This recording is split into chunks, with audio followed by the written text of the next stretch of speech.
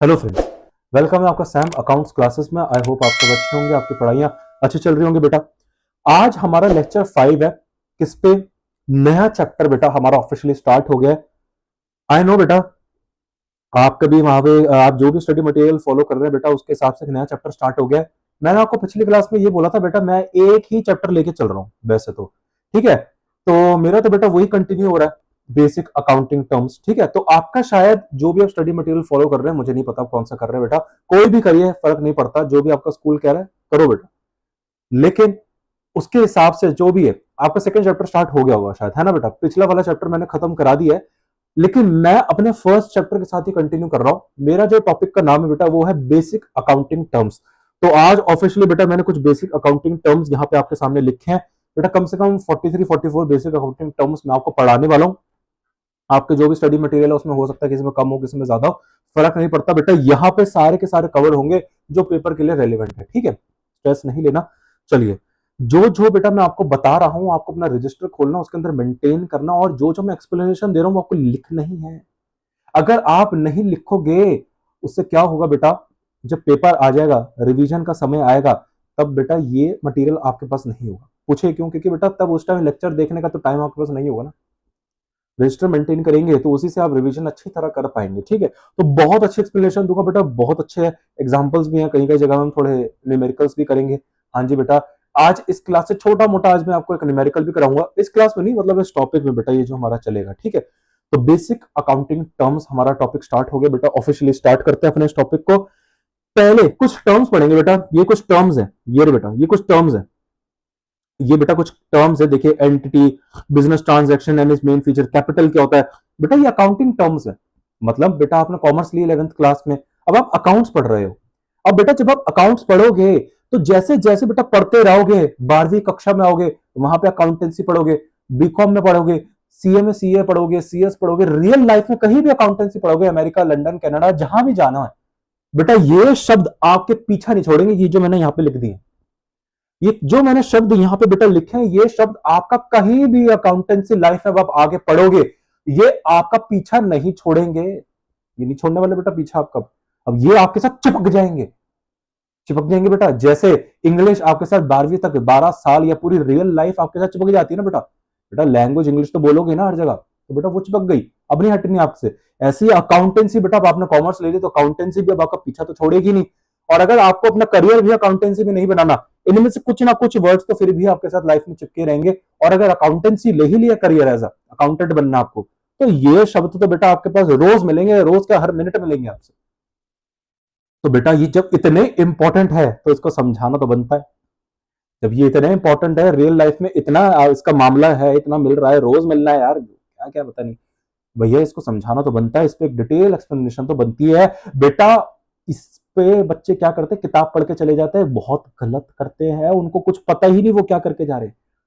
बेटा समझ के नहीं जा रहे, बस याद करके जा रहे हैं। बेटा क्या करोगे इतना याद करके? पेपर में पास होना उसके लिए तो याद करना ही है, वो ठीक है, लेकिन याद कर रहे हो बिना समझे, वो बहुत गलत है। देखो बेटा, दो चीजें होती है, एक तो होती है याद करना, और एक होता है रटना। दोनों में बहुत जमीन आसमान का फर्क है। समझ के याद करने को याद करना कहते हैं, रट के याद करना मतलब बिना समझे याद करने को रटना बोलते हैं।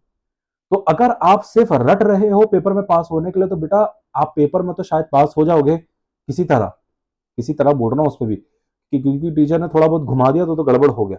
लेकिन रियल लाइफ में तो 100% फेल हो जाओगे बेटा, क्योंकि ये मैंने आपको बोल दिया, एक बार मैंने आपको बोल दिया बेटा, ये नाम अब आपका पीछा नहीं छोड़ने वाले। कॉमर्स स्टूडेंट के नाम ये उसकी जिंदगी से चिपक गए। तो बेटा जब रोज मिलेंगे, वहां पे आपने रट लिया, तो कैसे चलेगा आपका काम रोज का? अब मैं तो इतने प्रोफेशनल कोर्सेज पढ़ाता हूँ, ये इंटरनेशनल कोर्सेज तक पढ़ाता हूँ, ये वहां तक है। क्या बात कर दी आपने बेटा? तो आप क्या सोच रहे हो, आपका पीछे छूट गया इससे? इस पे एक अच्छी एक्सप्लेनेशन, टिप आपके हाथों पे, टिप्स पे होना चाहिए, अच्छी ग्रास्प, एक अच्छा कंसेप्चुअल क्लैरिटी आप पे होना चाहिए, तब जाके समझ में आएगा। तो बेटा मैं आपके पास इन सबके कंसेप्ट क्लैरिटी लेके आ गया हूँ। इतनी कंसेप्ट क्लैरिटी दे दूंगा कि बेटा दुनिया को कोई क्वेश्चन आ जाए बेटा, बीकॉम तक का क्वेश्चन आ जाए, वो खड़ा लोगे इस टॉपिक से। मजाक नहीं कर रहा, बड़े बोल नहीं बोल रहा बेटा, मैं पढ़ाता हूँ ना प्रोफेशनल कोर्सेज, मुझे पता है कहाँ दिक्कत आती है आगे जाके बच्चों को। प्रोफेशनल कोर्सेज पढ़ाते हैं, वहां पे सबके बेसिक हिले हुए हैं 11th क्लास के, पढ़ाई नहीं, क्योंकि उस टाइम तो रट लिया था। अब जब असलियत में पढ़ने की बारी आई, तब समझ नहीं आ रहा कुछ, बच्चे कंफ्यूज है। आज भी आप जान के हैरानी होगी, आप 11th क्लास में हो, आपके जो सीनियर्स है बेटा, वो भी इस टॉपिक पे गड़बड़ है। तभी तो मेरा ये जो मोटो है बेटा, ये जो मैं 11th क्लास का बैच लेके आया हूँ, यही मेरा पर्पस है, ताकि उनका तो भला हो ही, ये देख के आप लोगों का भी भला हो जाए, प्रोफेशनल कोर्सेज के लिए आप लोग रेडी हो जाएं। ठीक है बेटा, क्योंकि बेटा आजकल की मार्केट बहुत ज्यादा कॉम्पिटिटिव हो गई है एडवेंट ऑफ एआई की वजह से, और जो भी आर्टिफिशियल इंटेलिजेंस है, अपडेट्स हैं, टेक्नोलॉजिकल इंप्रूवमेंट्स हैं, उनकी वजह से मार्केट इतनी आगे चली गई है बेटा, अब कंपनी के पास टाइम नहीं है आप लोगों को ट्रेन करने का। एक जमाना हुआ करता था जब आप एक एज अ फ्रेशर आया करते थे, पढ़ाई पूरी करते थे, ग्रेजुएशन में पूरी पढ़ाई कर लेते थे, फिर जॉब ढूंढने निकलते थे, उसको फ्रेशर बोलते हैं। फ्रेशर वो होता है जिसके पास कुछ एक्सपीरियंस नहीं होता, 6 महीने के एक्सपीरियंस वाले को भी फ्रेशर ही बोलते हैं। तो बेटा आजकल का वो टाइम गया कि पढ़ाई कर ली जॉब ढूंढने निकल गया, नहीं बेटा, आजकल कंपनी को चाहिए इसके पास ऑलरेडी 3-4 साल का एक्सपीरियंस हो। बोलोगे क्या बात कर रहे हो सर, अभी ग्रेजुएशन करी है, अभी पढ़ाई करी है, ऐसे कैसे एक्सपीरियंस आ जाएगा? बेटा कंपनियों को नहीं पता, कहीं से भी लेके आओ, चाहे अनपेड है बेटा। आजकल ऐसे सरकारों की भी बहुत सारी सरकार की, जैसे हमारी सरकार है, उन्होंने कुछ इंटर्नशिप प्रोग्राम्स निकाल रखे हैं, आप इंटर्नशिप प्रोग्राम्स करो, वो भी काउंट होती है एक्सपीरियंस के लिए आपके। तो ऐसा होता है, तो इतनी कॉम्पिटेटिव निकल गए, तो आप वहां पे ये सोच रहे हो कि जब वो फ्रेशर को कंसिडर नहीं करे जिसके पास पूरी नॉलेज है, आप क्या सोच रहे हो बस आप इतना रट के चले जाओगे और वहां गा दोगे, एचआर के इंटरव्यू में आपका चल जाएगा काम? बेटा इंटरव्यू में तो एक से एक केसेस आपको बना देंगे, आप चाहे कंसेप्ट क्लैरिटी भी करके वो बंदा कंफ्यूज हो जाता है। मैं आपको बेटा हार्श रियलिटी बता रहा हूँ, क्योंकि ऐसा रियल लाइफ में चलता है, क्योंकि बेटा क्योंकि मैं प्रोफेशनल कोर्स पढ़ा रहा हूँ, मैं आपको बार बार बोल रहा हूँ, वहां पे मुझे ये सब चीजें पता है ना, वहां पे अभी मार्केट में क्या ट्रेंड है, कैसा है, सब है बेटा। ठीक है, तो मैं आप लोगों को अभी से ही रेडी कर रहा हूँ, साइकोलॉजिकली रेडी कर रहा हूँ इन चीजों के लिए। ठीक है, चलिए बेटा टेंशन लेकिन यहाँ पे नहीं लेनी, ये कंसेप्ट इतने स्ट्रॉन्ग हो जाएंगे कि बेटा टीचर कोई पढ़ाया होगी, मजाक नहीं कर रहा। ठीक है, चलिए ये कुछ टर्म्स है बेटा, ये मैंने लिख दिए ऐसे, ये टर्म्स है बेटा, कितने टर्म्स है? टोटल 43 टर्म्स है बेटा। ठीक है, 43 टर्म्स हम पढ़ेंगे, ऐसे ऐसे टर्म्स हैं। चलिए बेटा स्टार्ट करते हैं अपना पहला टर्म से, एंटिटी। एंटिटी क्या वाला है, क्या होता है, देखेंगे बेटा। चलिए पहले बेटा पढ़ेंगे फिर समझाऊंगा। An entity is a distinct unit. बेटा एंटिटी क्या होती है? एक डिस्टिंक्ट यूनिट होती है, हाईलाइट करते हुए चलेंगे बेटा। is a distinct unit for accounting purposes. An entity is a distinct unit. पहले बेटा शब्दों पे ध्यान देंगे, शब्दों पे गौर देना बड़ा जरूरी है। शब्द यहां पे प्रयोग किया गया डिस्टिंक्ट। अब डिस्टिंक्ट का मतलब क्या होता है? डिस्टिंक्ट का मतलब होता है बेटा अलग, मतलब किसी चीज से अलग होना, है ना। डिस्टिंक्ट पर्सनैलिटी है, डिस्टिंक्ट कैरेक्टरिस्टिक्स है, बोलते हैं ना बेटा क्वेश्चन में। तो डिस्टिंक्ट का मतलब होता है अलग। तो एन एंटिटी इज अ अलग यूनिट, मतलब कुछ किसी चीज से अलग है, लेकिन अभी डेफिनेशन ने हमको ये नहीं बताया वो किस चीज से अलग है। इतना बता रहा है अलग है, अरे बेटा ये भी तो बता किस चीज से अलग है। समझ रहे मेरी बात है? हाँ जी सर समझ रहे हैं। इज अ अलग unit, is a distinct unit for accounting purposes. सिर्फ अकाउंटिंग पर्पसेस के लिए डिस्टिंक्ट है, वैसे अलग नहीं है। समझ रहे बेटा? बेटा पढ़ोगे ऐसे तभी मार्क्स आएंगे। बेटा मार्क्स लाने के लिए पढ़ना, 3 इडियट्स वाला पिक्चर देख लो, आती रहती है आए दिन टीवी पे। बेटा कभी भी मार्क्स लाने के लिए पढ़ना, ये बिल्कुल सही और ट्रायल एंड टेस्टेड एरिया बेटा, मैं इसका एग्जांपल। कभी भी मार्क्स लाने के लिए पढ़ना, अगर आप मार्क्स लाने के लिए पढ़ोगे तो फिर तो कभी नहीं आएगी अकाउंटेंसी। अकाउंटेंसी को ऐसा पढ़ो कि बेटा पढ़ेंगे पूरा अच्छी तरह पढ़ेंगे, कोई भी क्वेश्चन आ जाए उखाड़ लेंगे, ऐसा पढ़ेंगे, मैं आपको ऐसा बना दूंगा। बेटा पेपर में तो आप अपना स्कूल का पेपर तो भूल ही जाओ, वो आपके लिए बिल्कुल ही लड्डू हो जाएगा, 100 में से 100 आओगे, मजाक नहीं कर रहा। ठीक है, चलिए। तो an entity is a distinct unit, मतलब एक अलग ही यूनिट है। किससे अलग है ये अभी हमको नहीं पता, देख लेंगे। फॉर अकाउंटिंग पर्पसेस, मतलब वैसे अलग नहीं है एंटिटी किसी चीज से, लेकिन अलग है।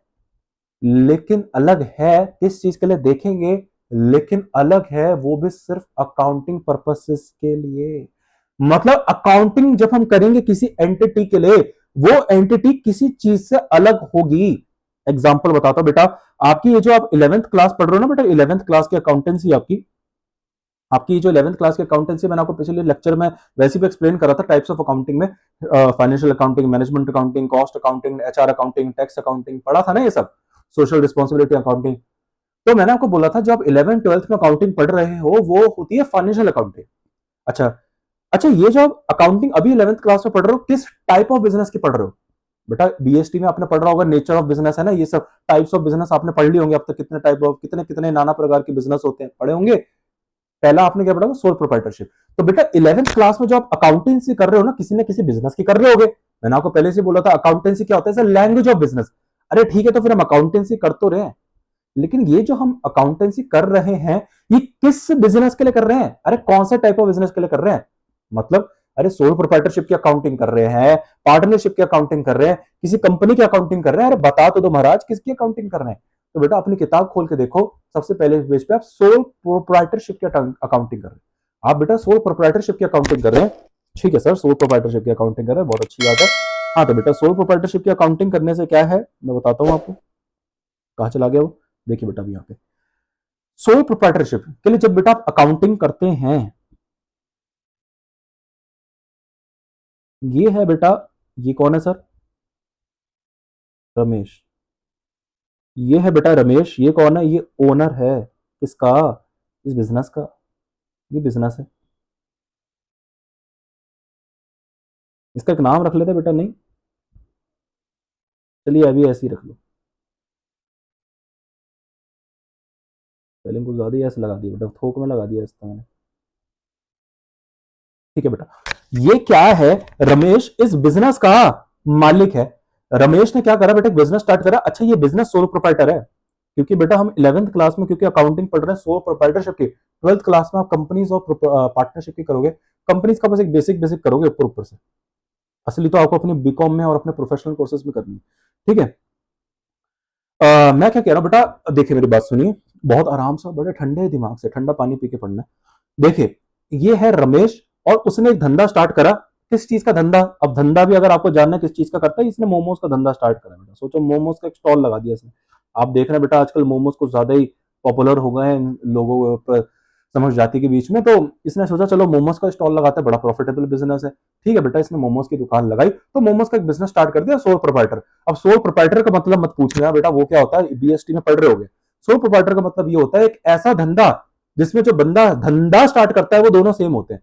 मतलब जहां पे बंदा और धंधा दोनों सेम है, बंदा और धंधा सेम है, और वो धंधे का जो बंदा है वो भी एक होता है। सर ये क्या बोल दिया आपने? मतलब बेटा सीधी सरल भाषा में बोलूं तो एक ऐसा बिजनेस जिसको किसी बंदे ने स्टार्ट किया, किसी इंसान ने स्टार्ट किया है, और उसका मालिक सिर्फ एक ही है और कोई नहीं। अगर एक से ज्यादा मालिक है तो फिर वो बिजनेस नहीं होगा, या तो फिर वो कंपनी या पार्टनरशिप होगी। ठीक है, तो सोल प्रोप्राइटर का एक ही मतलब होता है, वहां पे सिर्फ एक ही बंदा होता है। ठीक है बेटा, चलिए ठीक है। तो यहां पे बेटा ये रमेश है, उसने एक धंधा स्टार्ट करा, बिजनेस। अब एंटिटी का क्या कह रहा है? अब बेटा ये मैंने आपको बोला बिजनेस। अब बिजनेस का बेटा आपको पता है क्या है बिजनेस? अकाउंटिंग क्या होती है? बिजनेस की सेक्रेटरी होती है, एक लैंग्वेज होती है। तो ऑब्वियसली यहाँ पे आपको अकाउंटिंग करनी पड़ेगी सोल प्रोप्राइटर की। क्यों? अरे आप बिजनेस कर रहे हो। रमेश जानना चाहता है यार मैंने ये मोमोज का स्टॉल खोला, अरे पूरे साल इस मोमोज के स्टॉल से मैंने सेल्स कितनी कर ली, जानना चाहता है। अरे मैंने खर्चा टोटल कितना कर दिया, खर्चा। अरे मैंने टोटल प्रॉफिट कितना कमा लिया होगा। अरे मुझे अपने एम्प्लॉयज को सैलरी देनी, पता नहीं कितनी देनी है। अरे मुझे रेंट देना है, पता नहीं कितना देना है, अगले महीने का कितना है। तो बेटा ये सब इसको चाहिए, इन सबके इसको प्रश्नों का, इन सबका इसका उत्तर चाहिए, आंसर चाहिए। तो इन सबका आंसर कौन देगा? बिजनेस देगा। अरे बेटा बिजनेस से ही तो मांगेगा आंसर। ये गया रमेश बिजनेस के पास, अरे बिजनेस क्या कर रहा है, बता ना इस साल सेल्स कितनी करी। अरे बिजनेस बता ना कितना प्रॉफिट करा। अरे बिजनेस बता ना इस साल तरह कितना खर्चा करा। बिजनेस चुप है, बोल ही नहीं पा रहा। अरे बिजनेस कैसे बोलेगा, वो तो बेचारा गूंगा है। अरे बेटा वो तो एक नॉन लिविंग थिंग है ना, बिजनेस एक बिल्डिंग है। बेचारे ये तो इंसान है, ये तो बिल्डिंग है। अजीब है ये, रमेश का दिमाग नहीं चल रहा। अरे देख ना ध्यान से, वो तो बिल्डिंग है, नॉन लिविंग थिंग है, कैसे चलेगा? तो आपने कहा सर समस्या तो है, लेकिन आंसर भी बिजनेस देगा। अरे बेटा हम देंगे। अरे हमने धंधा स्टार्ट किया है, लेकिन धंधा तो वो है ना, वो आंसर देगा। हम थोड़ी ना, हम कैसे आंसर देंगे? अरे बेटा आपने मोमोज का स्टॉल स्टाइल करा, तो मोमोज का स्टॉल बताएगा ना आपको कि आपने कितनी सेल्स कर दी, टोटल टोटल कितनी सेल्स हो गई। तो हम थोड़ी ना बताएंगे, हम तो क्वेश्चन पूछ रहे हैं, हम ही आंसर बताएं। तो बिजनेस ही आंसर देगा। लेकिन आप बोलोगे सर आप क्या बचकानी हरकत कर रहे हो। मैंने कहा क्या हो गया बेटा? अरे सर एक तरफ आप बोल रहे हो कि बिजनेस ही आंसर देगा, दूसरी तरफ आप बोल रहे हो बिजनेस नॉन लिविंग थिंग है, वो आंसर भी नहीं दे सकता। तो सर हम करें क्या? हम यहाँ पे क्या करना है, टाइम पास करने आए। बिजनेस आंसर नहीं दे सकता, लेकिन आंसर बिजनेस देगा, लेकिन इसके बिहाफ में कोई और आंसर देगा।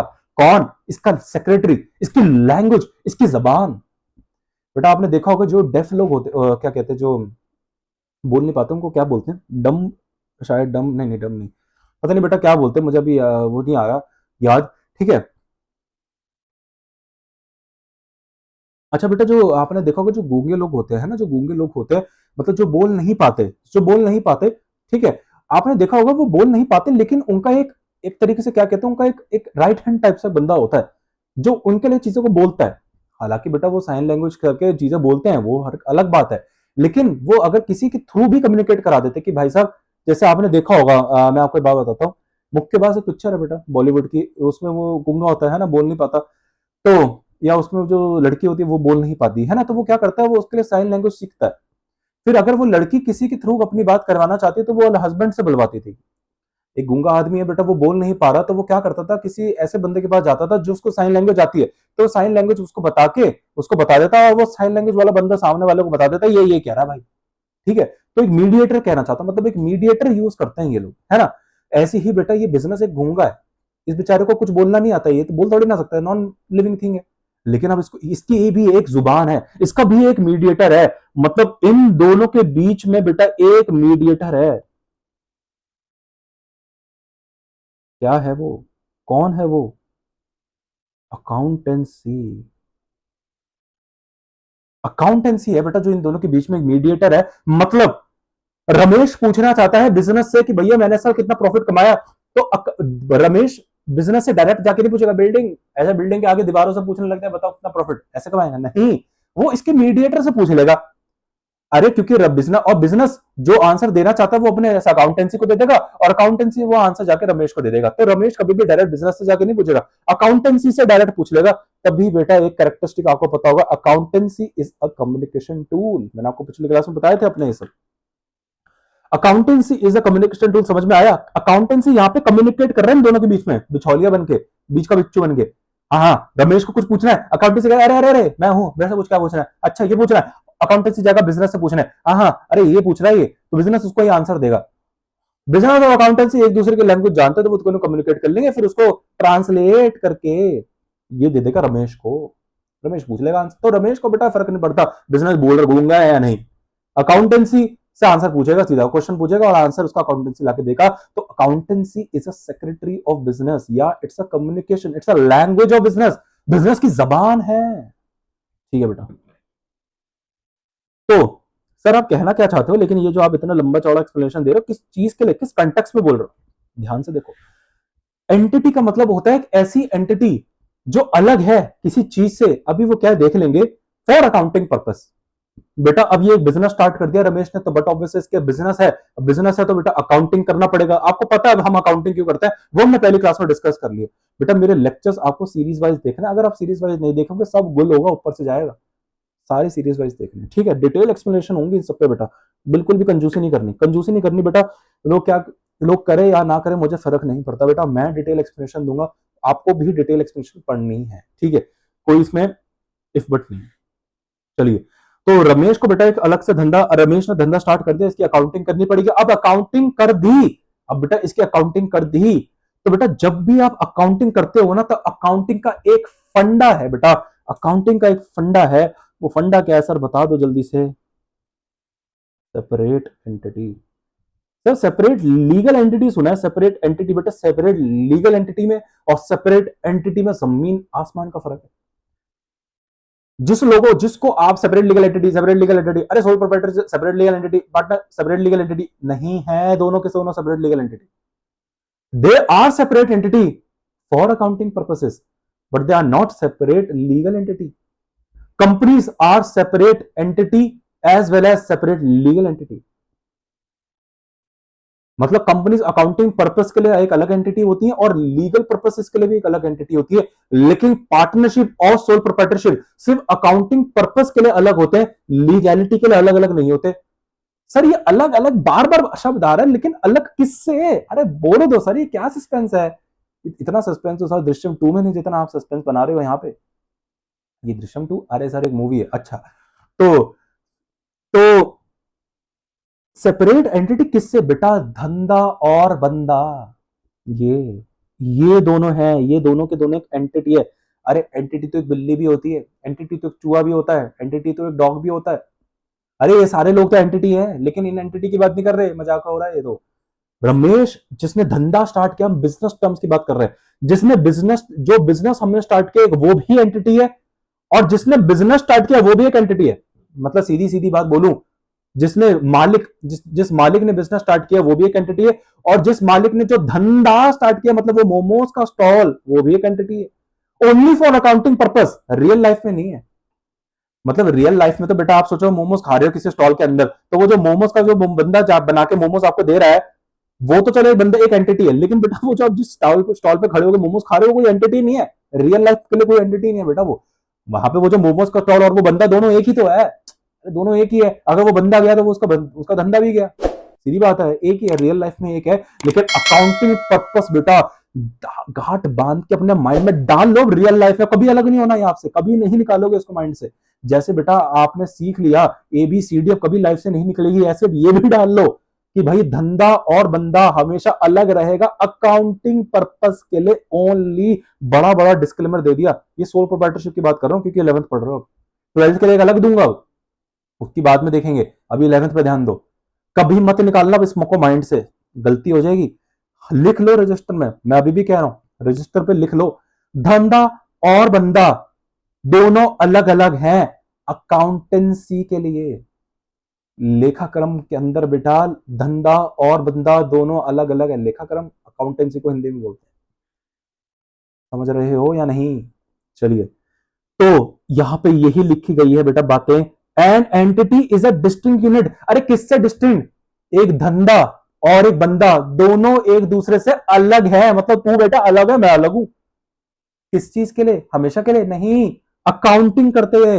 मतलब जब आप अकाउंट्स बनाएंगे, प्रॉफिट एंड लॉस अकाउंट बनाएंगे, बैलेंस शीट बनाएंगे, दुनिया भर के अकाउंटेंसी करेंगे, cash book, journals, vouchering, ledgers, दुनिया भर के accountancy, trial balance, adjusted trial balance, vouchering, जो भी आपको करना बेटा करते रहो। इन जब भी अकाउंटेंसी करोगे, खाते का गेम खेलोगे, वहां पे अपने आप को और उस धंधे को अलग अलग करके बात करना। बेटा रियल लाइफ में तो आप ये बोलते हो ना ये मेरा धंधा है, ये तो मैं ही हूं, ऐसे ही बोलते हो ना। लेकिन अकाउंटेंसी में आप अलग हो, आपका धंधा अलग है बेटा। मतलब आपका धंधा भी एक पर्सन है बेटा। जब ये आप अलग हो और आपका बिजनेस भी अलग है तो मतलब दोनों के दोनों एक पर्सन हुए ना। अरे बेटा जब आपका धंधा एक अलग है, आप भी अलग हो अकाउंटिंग पर्पस से, तो इसका मतलब आप दोनों कोई ना कोई पर्सन हो। लेकिन बेटा यहां पर तो गड़बड़ हो जाएगी बेटा। मतलब ये बिजनेस भी एक पर्सन हुआ, लेकिन बिजनेस को हम एक पर्सन बोल देंगे तो अच्छा नहीं लग रहा बेटा। अरे एक लिविंग थिंग भी एक पर्सन है, हम इंसान भी एक पर्सन है, बिजनेस भी एक पर्सन है। सर आपने तो पूरी काया बदल दी। अरे एक नॉन लिविंग थिंग पर्सन कैसे हो सकती है सर? वो तो सांस भी नहीं लेती, बोलती भी नहीं, कैसे पर्सन हो गई? तभी बेटा इसको आर्टिफिशियल पर्सन बोलते हैं। तभी बेटा इसको एक आर्टिफिशियल पर्सन बोलते हैं। धंधा भी एक पर्सन है, क्योंकि बेटा अकाउंट्स ये कह रहा है कि धंधा और बंदा आप दोनों अलग अलग हो। अब बेटा धंधा और बंदा जब अलग अलग हो गया तो मतलब यहां ये दोनों के दोनों फिर पर्सन हो। अरे दोनों की दोनों कोई चीज अलग ही आइडेंटिटी है, इसका मतलब मेरी भी अपनी आइडेंटिटी कैसे एज अ पर्सन की आइडेंटिटी, उसकी भी फिर एक अपनी आइडेंटिटी, किसकी? पर्सन की आइडेंटिटी। लेकिन पर्सन वो भी है, पर्सन मैं भी हूं। लेकिन फर्क है, मैं एक नेचुरल पर्सन हूं, मैं सांस लेता हूं, मैं बोल सकता हूं, मैं देख सकता हूं, मैं सुन सकता हूं, मैं टेस्ट फील कर सकता हूं। लेकिन धंधा तो एक नॉन लिविंग थिंग है। लेकिन पर्सन फिर आप उसको कैसे बोल रहे हो? इसलिए उसको नकली पर्सन बोला है, आर्टिफिशियल पर्सन बोला है। बिजनेस में तभी आपने पढ़ा होगा ये आर्टिफिशियल पर्सन की है, लॉजिक आज आपको बता दिया। अकाउंटिंग पर्पस इसके लिए होता है बस, ठीक है। चलिए, तो एन बस बेटा बस इस एक लाइन को समझाने के लिए मैंने आपको इतनी मेहनत करी है, ठीक है। An entity is a distinct unit for accounting purposes. मतलब जब जब भी आप अकाउंट्स करोगे तो वहां पे जो आपका धंधा है और वो जो उसका बंदा है जिसने वो धंधा स्टार्ट करा, वो हमेशा दोनों के दोनों अलग रहेंगे, सिर्फ और सिर्फ अकाउंटिंग पर्पस के लिए। अच्छा, एंटिटी दो टाइप की एंटिटी होती है। अब बेटा एंटिटी दो टाइप की होती है, जैसे बेटा सिक्के के दो पहले होते हैं, हेड्स और टेल, ऐसे ही बेटा एंटिटी भी दो प्रकार की होती है। कौन सी सर? एक होती है बिजनेस एंटिटी और एक होती है नॉन बिजनेस एंटिटी। एक होती है बेटा बिजनेस एंटिटी, एक होती है non business entity. Business entity का एक एग्जांपल मैंने आपके सामने रखा है, रिलायंस इंडस्ट्रीज लिमिटेड इज ना बिजनेस एंटिटी। बेटा समझाने की जरूरत नहीं, बच्चा पैदा हो जाता है उसको कोई पता है रिलायंस क्या है। Reliance Industries Limited is a business entity. Its financial records, its financial records are kept separate from the personal finances of its chairman Mukesh Ambani. बात वही है जो मैंने यहां पे बोली। सोचिए बेटा ये है रिलायंस, एग्जांपल के तौर पे लेते हैं बेटा, ये है रिलायंस, रिलायंस है, और ये है बेटा मुकेश अंबानी। ये बंदा है मुकेश अंबानी और ये रिलायंस। अब बेटा वैसे देखा जाए तो रिलायंस का मालिक कौन है? मुकेश अंबानी। तो बेटा बोल सकते हैं कि दोनों दोनों एक एक है। रियल लाइफ में तो एक ही बोलते हैं बेटा, जिसको अकाउंटेंसी का ज्ञान नहीं है, जो बंदा कॉमर्स का नहीं है, जो एक साइंस वाला है, वो क्या बोलेगा बेटा? वो क्या बोलेगा? अरे एक ही तो कंपनी है, रिलायंस और मुकेश अंबानी, एक ही तो है। नहीं बेटा, अकाउंटेंसी के लिए दोनों के दोनों अलग होते हैं। अकाउंटिंग जब आप मुकेश अंबानी, रिलायंस की जब आप अकाउंटिंग करेंगे, तो बेटा आप मुकेश अंबानी को अलग पकड़ेंगे और रिलायंस को अलग देखेंगे। मतलब जब आप अकाउंटेंसी करेंगे तो बेटा आप जो मुकेश अंबानी के जो भी फाइनेंसेस है, रिलायंस के फाइनेंसेस के साथ मिक्स नहीं कर सकते, इन दोनों को अलग रख कर रखेंगे। फॉर एग्जाम्पल बेटा बोला जाता है मुकेश अंबानी इतने इतने करोड़ का मालिक है, तो आपको क्या लगता है रिलायंस इतने करोड़ की है? नहीं, रिलायंस का अलग पर्सनल नेटवर्थ है, मुकेश अंबानी की अपनी पर्सनल नेटवर्थ है।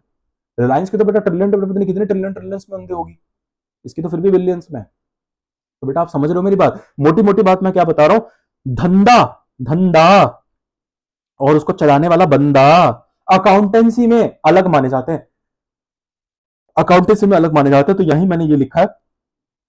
अच्छा ये एक बिजनेस एंटिटी, मैं आपको ये सब, ये दोनों के दोनों अलग है, हाँ। अच्छा ये दोनों, ये जो मैंने लिखी है रिलायंस, एक बिजनेस एंटिटी है। अब पता कैसे चलेगा कि कौन सी बिजनेस है कौन सी नॉन बिजनेस? बेटा सीधी सीधी बात है, आपने बिजनेस स्टडीज में भी शायद ये पढ़ लिया होगा। बिजनेस शब्द तब ही बोला जाता है किसी नाम के आगे अगर आपको अपने बिजनेस लगाना है, मतलब आप अपने बिजनेस को, जो भी आपने धंधा स्टार्ट करा है यार, आपको बोलना कि मैंने बिजनेस स्टार्ट किया, धंधा स्टार्ट किया है, ये आप सिर्फ एक ही हक से बोल सकते हो बेटा। कौन सा?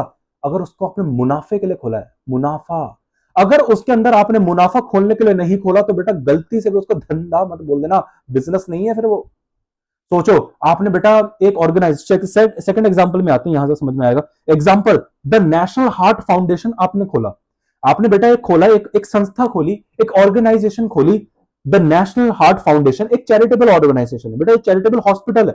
आपने एक हॉस्पिटल खोला बेटा, हॉस्पिटल खोला, भी बात ध्यान से आई, मैं आ रहा हूं यहाँ पे। क्या एक आपने हॉस्पिटल खोला, द नेशनल हार्ट फाउंडेशन, लेकिन बेटा यहाँ पे शब्द है ये चैरिटेबल है बेटा, ये जो हॉस्पिटल आपने खोला ये चैरिटेबल हॉस्पिटल है, ये एक नॉन बिजनेस है। लॉ ये कहता है, जब आप इंडियन जो भी आप लॉ पढ़ेंगे उसके अंदर बिजनेस के डेफिनेशन ये, बिजनेस एक वो ऑर्गेनाइजेशन है जो सेटअप करी जाती है ओनली फॉर मेकिंग प्रॉफिट्स। बेटा आपने बिजनेस स्टडीज में बिजनेस की डेफिनेशन पढ़ी है, वहां पे उन्होंने पढ़ा only and only for making profits, वहां पे एक शब्द है प्रॉफिट। प्रॉफिट नहीं है वो बिजनेस नहीं है, नहीं हो सकता बेटा। बस मुनाफा, जहां है मुनाफा वहां है धंधा, धंधा इज इक्वल टू मुनाफा, सीधी बात है। अब आपने यहां पे बेटा फाउंडेशन खोली है भी, ये भी एक एंटिटी है। अरे बेटा ये भी एक एंटिटी है, अकाउंट्स इसके भी बनेंगे। अच्छा सर इसके भी अकाउंट्स बनते हैं? हाँ, इसके अकाउंट्स को बोला जाता है accounting for NPO, non profit organisation. ये बेटा कभी एक जमाना था जहां पे 12th में हुआ करता था, सिंस 2019 फिर इसको सिलेबस से हटा दिया गया 11th में। एक जमाना था बेटा जब ये 11th क्लास में आपको पढ़ना पड़ता था एनपीओ, पता है आपको? 2018 तक आपको 11th क्लास में एनपीओ पढ़ना होता था बेटा, 2019 से इसको हटा दिया गया, 2019 से उसको हटा दिया गया, वहां से बेटा फिर ये 12th क्लास में आ गए, ठीक है। तो आपको इसकी अकाउंटेंसी पढ़नी पड़ती थी, one of the difficult chapter इसको माना जाता था बेटा। लेकिन बेटा आप लोगों के लिए इतना सिंपल हो जाएगा, इतना सिंपल कर दूंगा, इतना चुटकियों में हो जाएगा बेटा। चलिए हम इसको 12th में पढ़ते हैं, कोई नहीं। तो उसकी भी अलग से अकाउंटिंग होती है, तो वह वहां पे अच्छा, तो सर आप वहां पे बताइए, तो इस चैरिटेबल जो भी है ये सर, ये नॉन बिजनेस एंटिटी, क्या इसमें भी धंधा, धंधा नहीं हो सकता बेटा? धंधा नहीं मतलब सर कोई भी एंटिटी, एंटिटी और इसमें भी बंदा अलग अलग होगा? हाँ बेटा यहां भी अलग अलग होगा बेटा, यहां भी अलग होगा, क्योंकि जरूर, क्योंकि बेटा चैरिटेबल ऑर्गेनाइजेशन की भी तो अकाउंटिंग होती है। अरे अकाउंटिंग तो बेटा सारे एंटिटी की होती है, जरूर थोड़ी ना बिजनेस की अकाउंटिंग होती है बेटा। आप सोचो, आप देखो जो भी आपका मंदिर मस्जिद जो भी है बेटा, मंदिर मस्जिद गिरजाघर जो भी, आप जहां भी आपका रिलीजन, आप जहां भी जाते हो बेटा, वो एक चैरिटेबल ऑर्गेनाइजेशन है। चैरिटेबल नहीं सॉरी, एक संस्था है, एक ट्रस्ट है, एक ऑर्गेनाइजेशन है बेटा। वो सोशल वेलफेयर के लिए, सोशल वेलफेयर के लिए ना बेटा, रिलीजियस पर्पसेस के लिए वो है ना, मानते मेरी बात से एग्री करते हो? हाँ जी सर। तो बेटा उसकी भी अकाउंटिंग होती है, वहां की भी अकाउंटिंग होती है। अरे बेटा इतना चंदा आता है, इतना डोनेशन आता है, उनकी अकाउंटिंग तो वो करेंगे ना। आपने देखा होगा पंडित लोग अकाउंटिंग करते हैं, एक एक अकाउंट्स मेंटेन करते हैं, उनका एक एक अकाउंटेंट होता है। आप कभी जाएंगे तो बेटा कभी पूछना कि होता है, हाँ आप देखेंगे उनका होता है। अरे बेटा फाइनेंस को मैनेज करना पड़ता है ना, हर चीज का एक फाइनेंस का मैनेज होता है। तो वो उन्होंने भी अकाउंटेंट रखा हुआ है, लेकिन इसका मतलब ये थोड़ी ना वो प्रॉफिट पर्पसेस के लिए खोली हुई, नहीं, वो रिलीजियस पर्पसेस के लिए है, सोशल वेलफेयर के लिए संस्था है ना। तो इस चीज के लिए वो बिजनेस नहीं है। बिजनेस मतलब सिर्फ प्रॉफिट, जैसा रिलायंस, टाटा, विप्रो, ये सब बिजनेस पर्पसेस के लिए खोली गई है।